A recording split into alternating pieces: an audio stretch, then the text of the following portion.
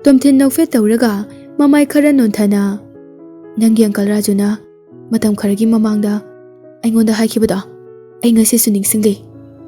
Tomthin gi oinadi Lily dagi thaidoknaba khwaidagi phajaba excuse ni. Lily masado khitang depressed leina nang adugidi enjina khanjiluno. Nangnabu mafamsida leiba pamladi kana amatana nangbu thadu haiba ngamloi. Uncle Rajudi thambu thamko aigi parents na phau amata ngamloi. Tomthin na aduna nangi wani dana makoina force sizinaduna aise thadokpa tarade aigi mahu sinaba branch asigi general manager di leigadra ai tokrabadi Thailand maron phajana khangba sales ki experience leiba mi leibra. Lily na aibusu thabaktagi lauthokchi phauba kana amatana nangbu thabaktagi lauthokpa ngamloi. Lily na mahakidamag lepado uraga Tomthin gi thamoida wahang kaya hangli. Lily, Deepak tokrabanina mahaki mahut sinaba mi leiraba. Hoi, aina International Sales Department dagi amma khale. Tomthin na mahak experience kayam leirajano. Branch asigi general manager oibada matik chagadra. Kaigino nangna adu hangidia. Nang company sidagi tokpo pamlaba. Toke haibana teda sum tokladi nangi plan mayamdo kaigadra hangbani. Lily Tomthin da ngai hak yenglaga nang waradi matam khara rest tawgisu lawo. Company sidagi tokpadi ai pamde. Horen phajana sanarase. Office duty tawrasi ko. Lily su Tomthin na karigi tokpa pamlibano haiba khangi. Nungthil office hour loiraga Tomthin bu pagi miga loina duna shooting range da chatlami. Nungdang halaklaga basuna leiriba hotel da lai. Basu ki bodyguard amana room duki thong hangdorai. Basu makuta document khara pairaga leirami. Tomthin ubada Tomthin chango sida phamulao. Document to Tomthin da su yenghali. Aikoina real estate tawgadaba mafamda sida loina yawrabani. Loisindaba analysis amasung evaluation report kaya su yawriye. Aduga Benjamin amasung Kamonda athuba matamda loisinaba haikidoine. Tomthin na document to pari basu ki female secretary do yamna singi smart su yamna oi. Mahakna document to ki maramda Tomthin da phajana ta'i. Manungda yawba integral number amasung decimal place fawba chumna hairai. Makoina ahanba paikhatkadaba project to tourism industry sabagi oirami. Business ki wari saba loiraga basuga makoi ani personal gi maramda su sanari. Basuna mahak check surambadagi ngasigi thaksi yawrakhibani haiba wari lirami. Mathangi numita Tomthin na hanagumna office salami. Nungdangda real estate ki team duga amuk meeting tawrami. Meeting loirakpada Tomthin na basuda aigi manaba ama Manipurda leye. Mahak aigi best friend ne. Mahak so mafam sida puraaga thabak sida yahonba yagadra. Basuna mi ani puraklasu yani hairami. Mathangi numitagi Tomthin yawdabida makoi pumba thabak chinba haukrani. Tomthin gi wakhalda aikoi gi company ki so thabak aruba leite. Hayingla hangchitla aisu Phuket ta chatuna imanaba sing enjoy tawba pame. Basuna Tomthin bo hotel da thelamlaba matung Tomthin mahaki room da changlai. Lily da message tharami. Lily, ai Phuket ta hayingla hangchitla chatpa pame. Nanga punna chanminaba yagadra. Lily so yamna thona response pirai. Nang mafamduda numit kayani leidoino. Tomthin gi wakhalda mahaksu chatpa pambadi malise. Tomthin na aigi classmate singna hairakpada makoi hayang ayuk ngandana Chiangmai-dagi Phuket ta chatkani haye. Phuket Island da numit mari leigani hai. Aikoi ani punna chatminaraga numit nini gumba leirakpadi kai kaige. Nongmatang oirasu. Lily na ayamukta khalakige. Hayang office talaga thabak sinduk sinjin tawba yagadra haibado adu hana yengage. Ado nang hana hayang chatlamo aidi yani yaroi tamba ngamde.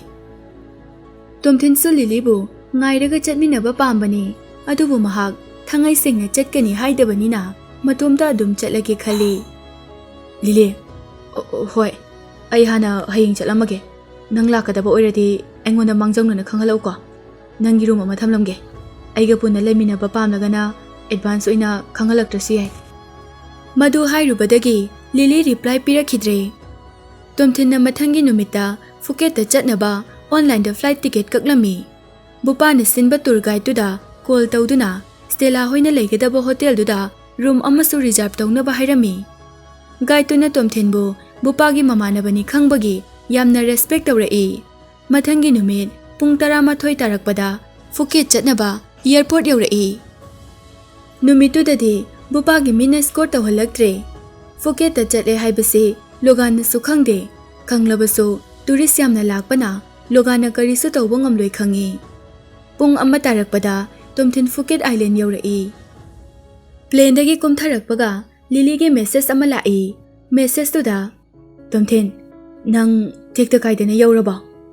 ꯇꯣꯝꯊꯤꯟꯅ ꯌꯧꯔꯦ ꯍꯥꯏꯔꯒ ꯐꯨꯀꯦꯠ international ꯑꯦꯌꯔꯄꯣꯔꯠꯇꯨꯒꯤ photo ꯑꯃ ꯀꯥꯞꯇꯨꯅ ꯂꯤꯂꯤꯗ ꯊꯥꯔꯝꯃꯤ꯫ ꯃꯈꯣꯏ ꯑꯅꯤꯒꯤ ꯃꯔꯤꯗꯨ ꯑꯁꯨꯝ ꯅꯛꯁꯤꯜꯂꯛꯄꯒꯨꯝ ꯇꯧꯏ꯫ ꯂꯤꯂꯤꯅꯁꯨ ꯇꯣꯝꯊꯤꯟꯗ ꯀꯤꯌꯔ ꯂꯧꯔꯛꯄꯁꯤꯅ ꯃꯍꯥꯛꯀꯤ ꯄꯨꯛꯅꯤꯡ ꯆꯥꯎꯊꯣꯛꯆꯩ꯫ ꯇꯣꯝꯊꯤꯟꯅ ꯃꯈꯣꯏꯒꯤ ꯀ꯭ꯂꯥꯁꯃꯦꯠꯁꯤꯡꯗ ꯃꯍꯥꯛ ꯂꯥꯛꯂꯅꯤ ꯍꯥꯏꯈꯤꯗꯦ꯫ ꯃꯍꯥꯛ ꯃꯐꯝꯗꯨꯗ ꯌꯧꯔꯛꯑꯦ ꯍꯥꯏꯕꯁꯨ ꯍꯥꯏꯗꯣꯛꯇꯦ꯫ ꯇꯣꯝꯊꯤꯟꯅ ꯂꯩꯒꯗꯧꯔꯤꯕ ꯍꯣꯇꯦꯜ ꯑꯗꯨ ꯁꯃꯨꯗ꯭ꯔ ꯈꯣꯡꯕꯥꯜ ꯃꯌꯥꯗꯅꯤ꯫ ꯁꯤꯗꯒꯤ ꯃꯤꯇꯔ 100ꯃꯨꯛꯇꯪ ꯂꯥꯞꯊꯣꯛꯂꯒ ꯂꯩ꯫ ꯍꯣꯇꯦꯜꯗꯨ ꯁ꯭ꯋꯤꯃꯤꯡ ꯄꯨꯜ, ꯒꯥꯔꯗꯦꯟ ꯂꯩ, ꯁꯤ ꯚ꯭ꯌꯨ ꯔꯨꯝꯁꯨ ꯂꯩ꯫ ꯃꯇꯝꯗꯨ ꯖꯨꯟ ꯑꯣꯏꯕꯅ ꯐꯨꯀꯦꯠꯀꯤꯗꯤ ꯑꯣꯐ ꯁꯤꯖꯟꯅꯤ꯫ ꯑꯗꯨ ꯑꯣꯏꯔꯕꯁꯨ ꯍꯣꯇꯦꯜ ꯔꯨꯝ ꯑꯃꯒꯤ ꯃꯃꯜꯗꯤ ꯇꯥꯡꯏ꯫ ꯄꯤꯛ ꯁꯤꯖꯟ ꯑꯣꯏꯔꯝꯂꯕꯗꯤ ꯃꯌꯥꯝ ꯇꯥꯡꯒꯅꯤ ꯍꯥꯏꯕ ꯈꯪꯏ꯫ ꯇꯣꯝꯊꯤꯟꯅ ꯍꯣꯇꯦꯜꯗ ꯌꯧꯔꯛꯄꯗ ꯃꯈꯣꯏꯒꯤ ꯀ꯭ꯂꯥꯁꯃꯦꯠꯁꯤꯡꯗꯨ ꯊꯣꯛꯈꯤꯕꯗ ꯉꯥꯏꯔꯤ ꯍꯥꯏꯅ ꯍꯣꯇꯦꯜ ꯁ꯭ꯇꯥꯐꯁꯤꯡꯅ ꯍꯥꯏꯔꯛꯂꯝꯃꯤ꯫ ꯃꯈꯣꯏ ꯍꯧꯖꯤꯛ ꯕꯤꯆꯇ ꯁꯥꯟꯅꯔꯝꯒꯅꯤ ꯍꯥꯏꯕ ꯈꯪꯏ꯫ ꯇꯣꯝꯊꯤꯟ ꯃꯍꯥꯛꯀꯤ ꯔꯨꯝꯗ ꯆꯪꯗꯨꯅ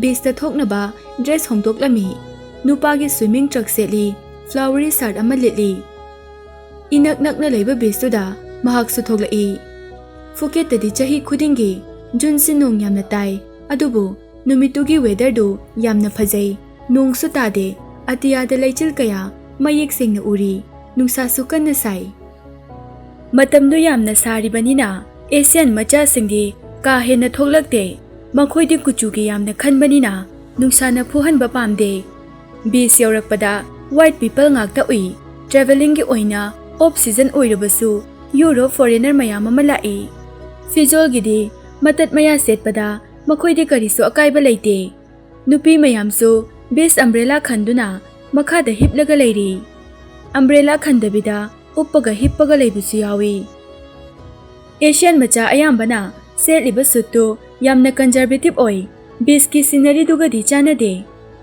ꯃꯐꯝꯗꯨ ꯃꯤ ꯌꯥꯝꯅ ꯆꯤꯟꯕꯅ ꯂꯩꯉꯣꯏꯗꯨ ꯐꯥꯎꯕ ꯆꯠꯄꯗ ꯌꯥꯝꯅ ꯅꯨꯡꯉꯥꯏꯇꯦ꯫ ꯑꯀꯨꯠ ꯑꯇꯣꯡ ꯂꯩ꯫ ꯅꯣꯡ ꯌꯥꯝꯅ ꯀꯟꯅ ꯆꯨꯈꯤꯕꯒ ꯇꯨꯔꯤꯁ ꯌꯥꯝꯅ ꯌꯥꯝꯕꯒ ꯕꯤꯆ ꯃꯅꯥꯛꯇ ꯎꯔꯤꯕ ꯁꯤ ꯋꯥꯇꯔꯗꯨ ꯌꯥꯝꯅ ꯀ꯭ꯂꯤꯌꯔ ꯑꯣꯏꯗꯦ꯫ ꯈꯔ ꯂꯥꯞꯊꯣꯛꯈ꯭ꯔꯗꯤ ꯑꯗꯨꯝ ꯐꯖꯩ꯫ ꯇꯣꯝꯊꯤꯟ ꯃꯈꯣꯡꯗ ꯀꯔꯤꯃꯠꯇ ꯇꯣꯡꯗꯅ ꯁꯤꯒꯤ ꯃꯇꯥꯏꯗꯨꯗ ꯆꯠꯇꯨꯅ ꯃꯈꯣꯡꯗꯨ ꯑꯏꯪꯕ ꯏꯁꯤꯡꯗ ꯆꯣꯠꯍꯜꯂꯤ꯫ ꯃꯤꯠꯌꯦꯡꯗꯨꯗꯤ ꯇꯌꯥꯡ ꯇꯁꯣꯏꯕ ꯑꯇꯤꯌꯥꯗ ꯌꯦꯡꯂꯒ ꯂꯩ꯫ ꯇꯞꯅ ꯇꯞꯅ ꯁꯥꯎꯠ ꯕꯤꯆꯇꯒꯤ ꯅꯣꯔꯠ ꯕꯤꯆ ꯂꯣꯝꯗ ꯂꯥꯛꯏ꯫ ꯂꯩꯔꯤꯕ ꯐꯣꯔꯦꯅꯔ ꯃꯌꯥꯝꯗꯨꯗ ꯌꯦꯡꯕ ꯄꯥꯝꯗꯦ꯫ ꯃꯌꯥꯝꯗꯨꯒꯤ ꯃꯔꯛꯇ ꯁ꯭ꯇꯦꯂꯥ ꯌꯥꯎꯕ꯭ꯔꯥ ꯍꯥꯏꯅ ꯀꯣꯏꯌꯦꯡ ꯌꯦꯡꯂꯤ꯫ ꯃꯅꯥꯛ ꯅꯛꯄꯗ ꯔꯤꯀ꯭ꯂꯤꯅꯤꯡ ꯆꯤꯌꯔꯗ ꯐꯝꯂꯤꯕꯁꯤꯡꯗꯨꯗ ꯁ꯭ꯇꯦꯂꯥ ꯌꯥꯎꯕ꯭ꯔꯥ ꯍꯥꯏꯅꯁꯨ ꯌꯦꯡꯉꯤ꯫ ꯃꯈꯣꯏꯒꯤ ꯂꯩꯒꯗꯧꯔꯤꯕ ꯍꯣꯇꯦꯜꯗꯨ ꯁꯥꯎꯠ ꯂꯣꯝꯗ ꯂꯩ꯫ ꯑꯗꯨꯅ ꯌꯥꯝꯅ ꯂꯥꯞꯅ ꯆꯠꯂꯝꯂꯣꯏ ꯍꯥꯏꯕꯗꯤ ꯈꯪꯏ꯫ ꯃꯤꯅꯤꯠ 2ꯃꯨꯛ ꯆꯠꯂꯒ ꯁ꯭ꯇꯦꯂꯥ ꯑꯃꯁꯨꯡ ꯑꯇꯣꯞꯄ ꯅꯨꯄꯤꯁꯤꯡꯗꯨꯅ ꯀꯣꯁꯠꯂꯥꯏꯟꯗ ꯆꯠꯇꯨꯅ ꯂꯩꯕꯗꯨ ꯎꯏ꯫ ꯏꯁꯤꯡꯒꯤ ꯏꯊꯠꯅ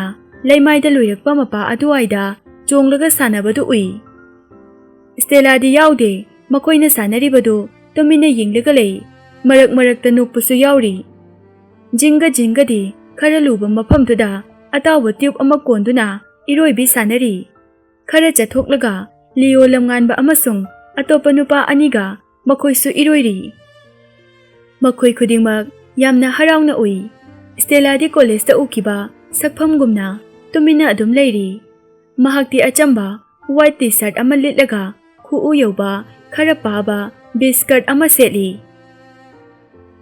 ꯃꯍꯥꯛꯀꯤ ꯁ꯭ꯋꯤꯠ ꯇꯦꯝꯄꯦꯔꯥꯃꯦꯟꯠ ꯑꯣꯏꯕ ꯃꯥꯏꯊꯣꯡꯗꯨ ꯂꯦꯡꯗꯅ ꯂꯩ꯫ ꯁꯣꯐꯤꯅ ꯁꯦꯠꯂꯤꯕ ꯁ꯭ꯋꯤꯝꯁꯨꯠꯇꯨꯗꯤ ꯐꯦꯠ ꯕꯦꯂꯤꯒꯤ ꯂꯦꯌꯔ 2ꯁꯨ ꯎꯠꯂꯤ꯫ ꯇꯣꯝꯊꯤꯟꯅ ꯌꯥꯝꯅ ꯌꯦꯡꯅꯤꯡꯗꯦ꯫ ꯍꯩꯅꯗꯕ ꯍꯥꯏꯕꯗꯨ ꯊꯣꯛꯂꯦ꯫ ꯇꯣꯝꯊꯤꯟꯁꯨ ꯃꯈꯣꯏꯒꯤ ꯃꯅꯥꯛꯇ ꯇꯞꯅ ꯆꯪꯁꯤꯜꯂꯤ꯫ ꯁ꯭ꯇꯦꯂꯥꯗꯤ ꯂꯥꯞꯅ ꯎꯔꯤꯕ ꯁꯃꯨꯗ꯭ꯔꯒꯤ ꯏꯊꯠꯇꯨꯗ ꯃꯃꯤꯠꯇꯨ ꯂꯦꯡꯗꯅ ꯌꯦꯡꯂꯤ꯫ mahakki mityenggi nakanda mi ama changsalakpadu ui. Kanano haina yengthorai, Tomthin oirambadagi maya karaga lei. Fazaraba mamittusu angakpana pik thali. Tomthingi manakta changsalakduna, nangdi karamkanda laiba? Mahakso noktuna, yarakta ngairiye. Atopa leiba mayamdunasu hai hairaga kaunarami. Stella karigino nang lakani haina aikhoida hairaktride. Nang lakani khangladi aikhoina nangbu airport ta lawba laklamgani. Adu lakani khangbugine aina hairaktrido. Phagi dawbanida, surprise oina utke dawbane. Nakoina leigedoribo hotel do khangbanina aina noi thirakpada kaisu aruba oide. Hoi, nang hotel da changlamaba? Changame. Tour guide tuna hairakpadagi khangbane. Stella Tomthingi floral start to the yenglaga. Tomthin, nangna sigumba dress at pasa. Ay ngasina hanboi. By the way, nangdi iroidra. Ay di purisilaw thoklaga adum iroirubayani. Nangdi skirt sila makada kumaga iroibayagadra. Stella mi mayam laibanina ay bathing dress at pada ikaya na tawbane. Adunane. Aina mapan swaida chatpa sanarise. Wa ngangna mahaki skirt do khitang chingkhatuna. Tomthin, sigi skirt se aina setpada phajabra? Phajaye. Machudusu yam chanaye nangoda. Sophie nakhoi ani wari sanaraga sum leire. Lao iroirurase. Noi hana iroiramo. Ai ngaihak leiraga kumage. Hairaga Tomthinda amuk yengai. Makoy anina thawoidabado uraga Sophie atopa nupi amaga punna kumthaduna iroiba sanakre.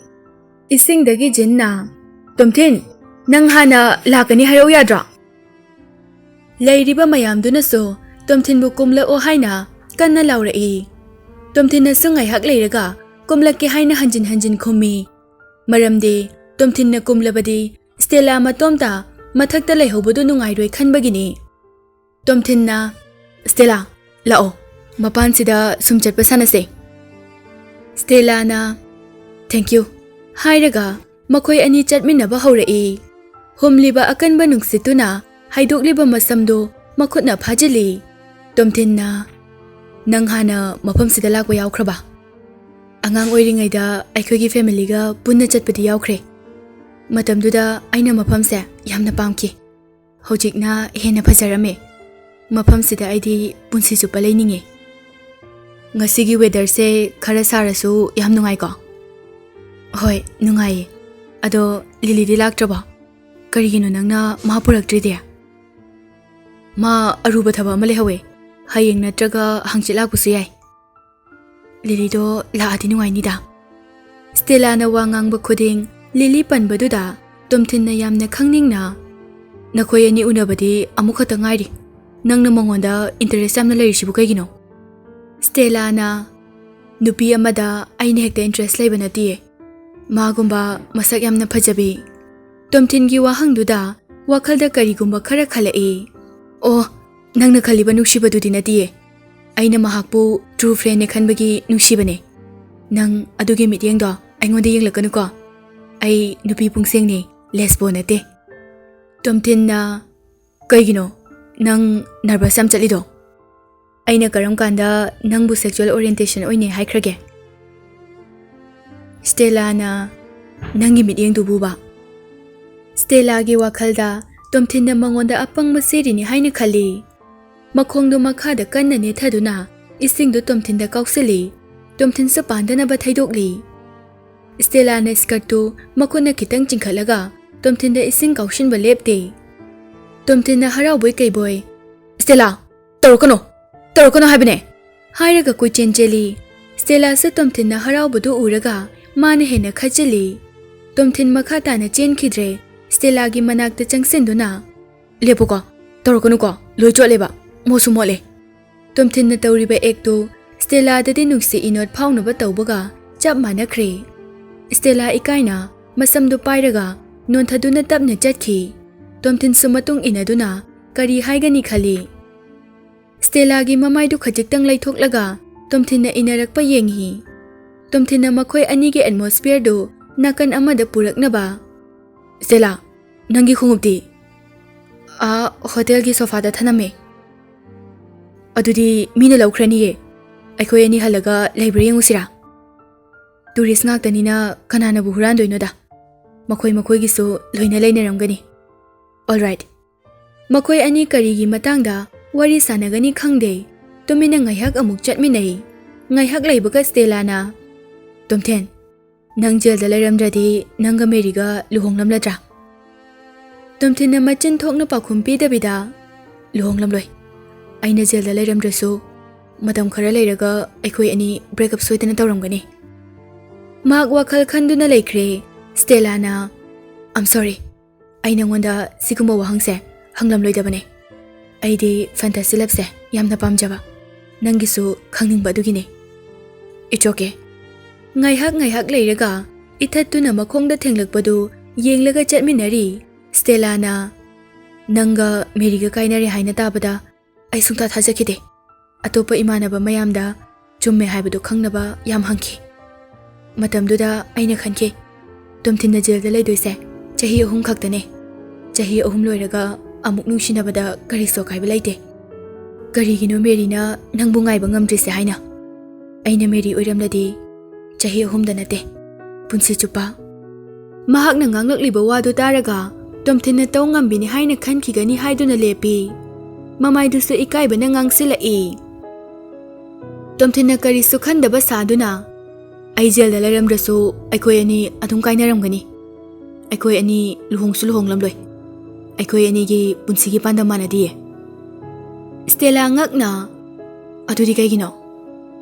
Mahakna ibu thadoklamida aina jail da leibagi natiye. Ado maramdo hairo haiba.